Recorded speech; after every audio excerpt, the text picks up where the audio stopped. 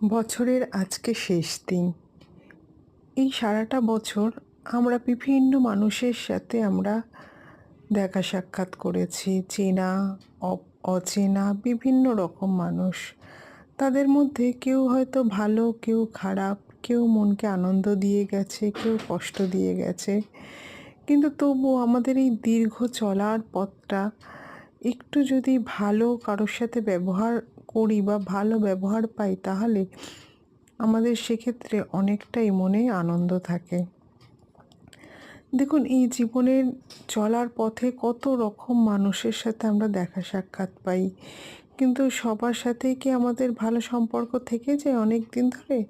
নিশ্চয়ই না। কাদেরকে আমরা মনে রাখি?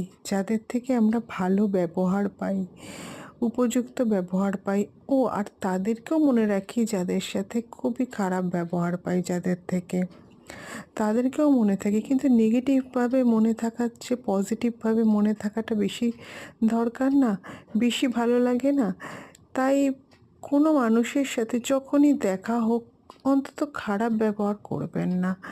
ভালো করে বলতে পারেন, হয়তো তার কোনো কিছু আপনার খারাপ লাগলো, সেটা খারাপভাবে না বলে একটু ভালো করেও তো বলা যেতে পারে, তাই না?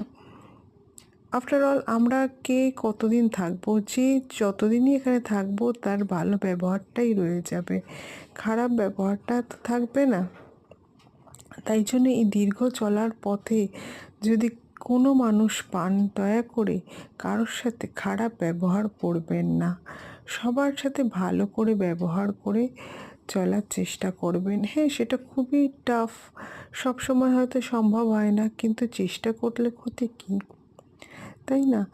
আর আফটার অল সবাইকে তো শেষ মুহূর্তে একদিন মহাপ্রস্থানের পথে যেতে হবে, কেউ তো এখানে থাকবে না, তাই না?